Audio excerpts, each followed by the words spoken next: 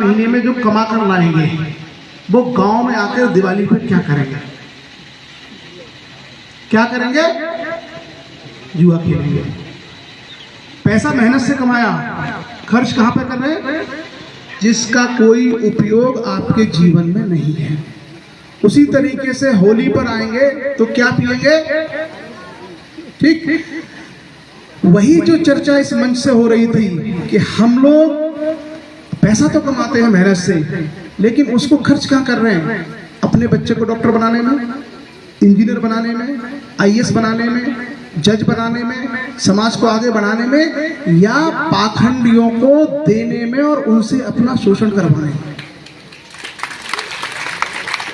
ये जो कार्यक्रम है, इस कार्यक्रम के लिए लक्ष्य के लोगों ने सहयोग किया होगा और शायद कुछ लोगों ने सहयोग किया होगा, लेकिन यही आप पाखंड का कार्यक्रम करवाते हैं तो लोग टूट पड़ते देने को और उनको पैसा देते जो आपको शिक्षा से विमुख करते हैं, जो कभी नहीं चाहते कि आप आईएएस बन के जिला संभालो, जो कभी नहीं चाहते कि आप आईपीएस बन के जिला संभालो, जो कभी नहीं चाहते कि आप वैज्ञानिक बन करके देश के प्रमुख संस्थानों में काम करो, उनको हम पैसा देते हैं।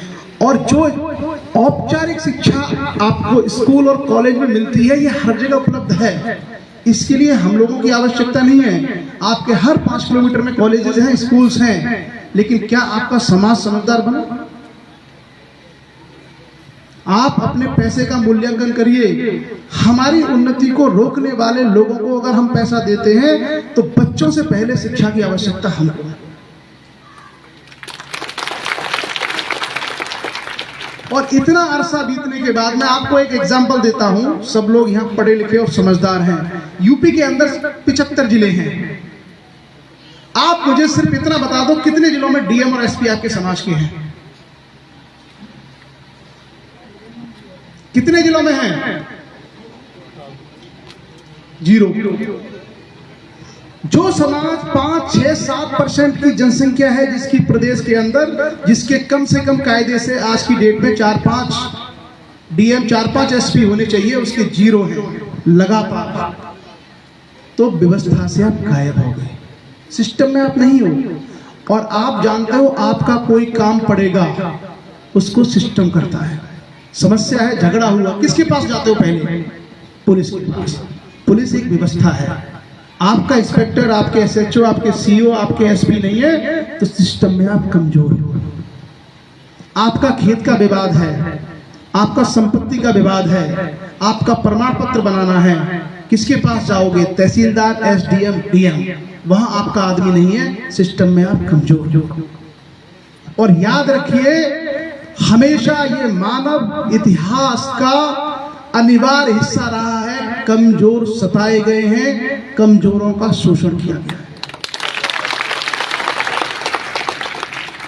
एक शेर है एक जंगल के अंदर, और उस जंगल में हजारों हिरन हैं, हजारों उसके अंदर भेड़िए हैं, लोमड़ी हैं, नीलगाय हैं, लेकिन वो शेर का शोषण नहीं कर सकते। अकेला है। क्या है उसके पास? शक्ति है, ताकत है। और आज के युग में शक्ति और ताकत का सबसे पुख्ता साधन है शिक्षा।